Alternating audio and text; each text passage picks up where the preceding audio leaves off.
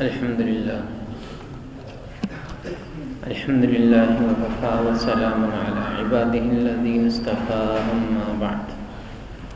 أما بعد فأعوذ بالله من الشيطان الرجيم بسم الله الرحمن الرحيم والسماء والطارق وما أدراك ما الطارق النجم الثاقب إن كل نفس لما عليها حافظ فلينظر الإنسان مما خلق صدق الله العظيم وصدق رسوله النبي الكريم اللهم صل على سيدنا محمد وعلى آل سيدنا محمد وأصحاب سيدنا محمد وبارک وسلم علیہ۔ 30ویں پارے کی سورۃ الطارق ہمارے سامنے ہے۔ قرآن مجید کی سورت نمبر 86 ہے، مکی سورت ہے اور اس میں 17 آیات ہیں۔ مکی سورت ہے لہٰذا اس میں آخرت کا بیان ہے، اللہ تعالیٰ کی قدرت اور اس کائنات میں بسنے والوں پر اللہ تعالیٰ کے احسانات کا بیان ہے۔ انسان کو اس کی اصل میں غور و فکر کی دعوت دی گئی ہے کہ اس کی حیثیت، اس کی ابتدا، اس کی انتہا اور اس کا انجام کیا ہے، انسان کو یہ باور کروایا گیا ہے۔ ارشاد باری تعالی ہے وَالسَّمَاءِ وَالطَّارِقِ، قسم ہے آسمان کی اور رات کو آنے والے کی۔ طارق، طارق کا معنی رات کو آنے والا۔ وَمَا أَدْرَاكَ مَا الطَّارِقُ، اور تمہیں کیا معلوم کہ وہ اندھیرے میں، تاریکی میں آنے والا کیا ہے؟ النجم الثاقب، چمکتا ہوا ستارہ، چمکتے ہوئے ستارے۔ یعنی رات کے وقت جب تمہاری زمین پر اندھیرا چھا جاتا ہے تو آسمان پر چمکتے ہوئے ستارے، تم ان کی حقیقت کو کیا جانو؟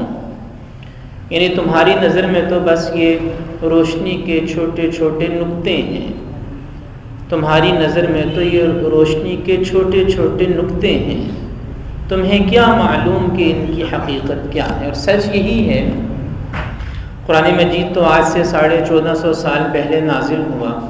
اس زمانے کا انسان تو خیر کیا جان سکتا تھا ان ستاروں اور سیاروں کے بارے میں؟ نہ آج کل جیسی دوربینیں تھیں، نہ آج کل جیسے سیٹلائٹس تھے، نہ دوسری سہولیات تھیں۔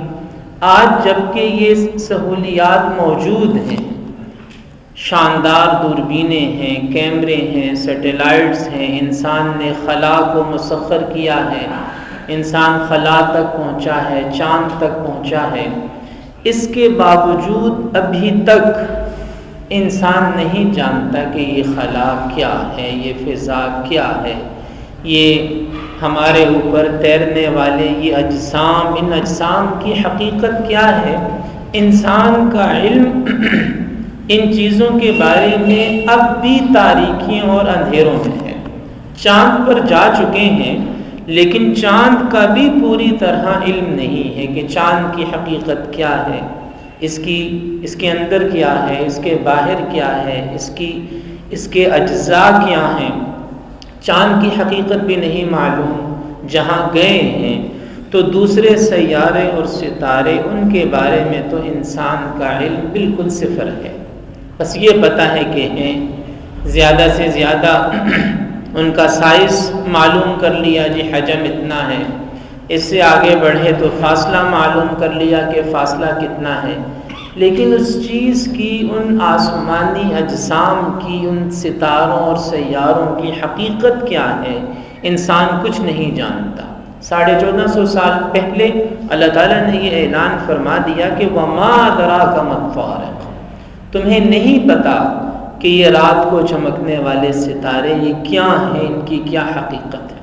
کوششیں ہو رہی ہیں، دنیا کے سارے بڑے بڑے ممالک کوششیں کرتے ہیں، اپنی گاڑیاں بھیجتے ہیں، اپنے سیٹلائٹ بھیجتے ہیں کہ کچھ جان سکیں، لیکن اب تک انسان کا علم تاریکی اور اندھیرے میں ہی ہے۔ ان کل نفس لما علیہا حافظ، ان میں سے ہر چیز کے اوپر ایک نگہبان ہے، ایک حافظ ہے، حفاظت کرنے والا، اور وہ اللہ عز و جل ہے۔ ان فضاؤں میں تیرتے ہوئے یہ اجسام اور اتنے بڑے بڑے کہ ان میں سے اکثر ہی زمین سے بڑے ستارے اور سیارے ہیں، اور فضاؤں میں تیرنے والے، فضاؤں میں حرکت کرنے والے، اور اربوں سال سے اس حرکت میں ہیں، اپنے مدار میں گھوم رہے ہیں، نہ ایک دوسرے کے ساتھ ٹکراتے ہیں، نہ گرتے ہیں، اور نہ ہی ان کی وجہ سے زمین تباہی و بربادی کا شکار ہوتی ہے۔ آخر اربوں سال سے ایک ہی مدار میں ان کو گھمانے والا کون ہے؟ دور نہ جائیے، کائنات تو خیر ہمارے تصور سے بھی بڑی ہے، صرف ہم اپنا ہی جو ہمارا نظام شمسی ہے اسی پر اگر غور کر لیں کہ زمین سورج کے گرد گھوم رہی ہے، باقی سیارے بھی اس نظام شمسی کے گھوم رہے ہیں، مسلسل سفر میں ہیں، زمین مسلسل سفر میں ہے، سورج کے گرد گھومتی ہے، اور یہ اربوں سال سے گھوم رہی ہے سورج کے گرد۔ اب آخر کوئی تو ذات ہے جو اس کو چلا رہی ہے، جس نے اس کو گھومنے کا حکم دیا ہے۔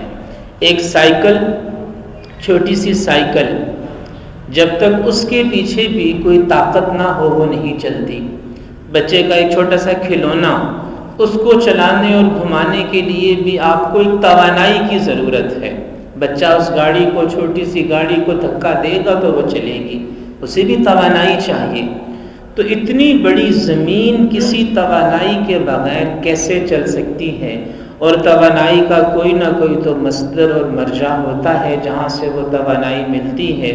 تو زمین کو بھی اس توانائی کی ضرورت ہے، وہ توانائی اس سے اللہ جل جلالہ فراہم کر رہے ہیں۔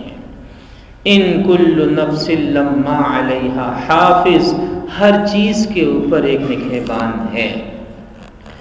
اور پہلے تو یہ اللہ تعالیٰ نے فضا میں، خلاؤں میں، اس کائنات میں غور و فکر کرنے کی دعوت دی۔ اب فوراً کلام کا موضوع انسان کی طرف، فَلْيَنْظُرِ الْإِنسَانُ مِمَّ خُلِقَ، انسان کو دیکھنا چاہیے کہ اسے کس چیز سے بنایا گیا۔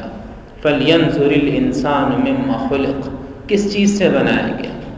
خُلِقَ مِن مَّاءٍ دَافِقٍ، ایک اچھلتے ہوئے پانی سے، یخرج من بین الصلب والترائب، جو پیٹھ کے پیچھے سے، یعنی مرد کی پیٹھ کے پیچھے سے، والترائب، اور عورت کی چھاتی کے بیچ میں سے نکلتا ہے۔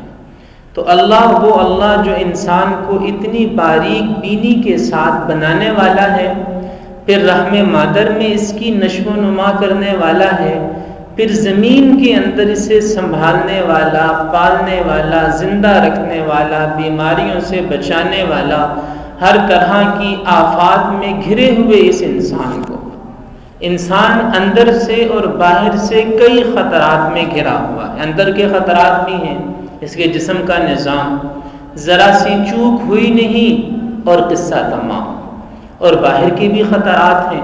بلکہ ایک سائنسدان نے تو یہاں تک کہا کہ لوگوں کو حیرت ہوتی ہے کہ جی اچھا بھلا تھا اچانک مر گیا، اور اس بات پہ حیران ہوتے ہیں۔ وہ یہ کہتا ہے کہ مجھے انسان کے مرنے پر حیرت نہیں ہے، کیونکہ جس قسم کے اسباب ہلاکت اس نے اس کے ارد گرد جمع ہیں، اس کا مرنا تو عین عقل میں آنے والی بات ہے۔ یعنی اتنے سارے اسباب ہلاکت میں پھنسا ہوا انسان، اس کا مر جانا تو سمجھ میں آنے والی چیز ہے۔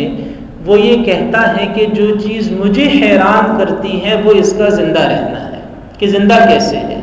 اتنے سارے اسباب ہلاکت میں پھنس کر بھی جو یہ زندہ ہے، اس کا زندہ رہنا حیرت کی بات ہے۔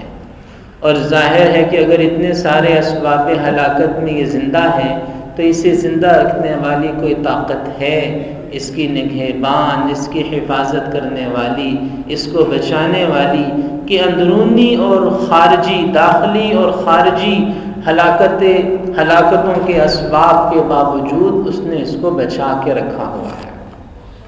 تو جو اللہ اسے اس دنیا کے اندر ایسی خوبصورتی کے ساتھ اور باریک بینی کے ساتھ زندگی عطا کرنے والا ہے، اِنَّهُ عَلَى رَجْعِهِ لَقَادِرٌ، وہ اسے دوبارہ پیدا کرنے پر، قیامت کے دن دوبارہ زندہ کرنے پر بھی قادر ہے۔ وہ دن جس دن یوم تبلی السرائر، دلوں کے بھید بھی جانچ لیے جائیں گے۔ انہیں دنیا میں تو اللہ تعالیٰ نے ہمارے دلوں کے راز ہمارے دلوں میں چھپے رہنے دیے، لوگوں پر ظاہر نہیں فرمائے، لیکن یوم تبلی السرائر، ایک دن آئے گا جب سب کی قلی کھل جائے گی اور وہ تمام باتیں جو دلوں میں پوشیدہ ہیں وہ ظاہر ہو جائیں گی، اور کسی جرم کو بھی چھپانا ممکن نہیں ہوگا۔ فما لہ من قوت ولا ناصر، دنیا میں تو طاقت کے ذریعے اپنے جرم چھپائے جا سکتے ہیں، مددگاروں کے ذریعے سزا سے بچا جا سکتا ہے، لیکن قیامت کے دن فما لہ من قوت ولا ناصر، نہ کوئی زور ہوگا، نہ کوئی قوت ہوگی، اور نہ ہی کوئی مددگار ہوگا جو سزا سے بچا سکے۔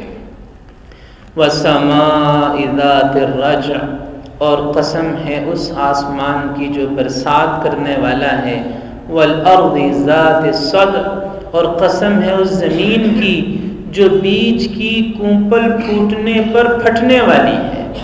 زمین کتنی سخت ہے، مٹی اس کے اوپر، اس مٹی کے اندر بیج ڈالا جاتا ہے، اور اس بیج سے، بیج بھی نازک سا، اور اس نازک سے بیج سے انتہائی کمزور اور مہین کونپل پھوٹتی ہے۔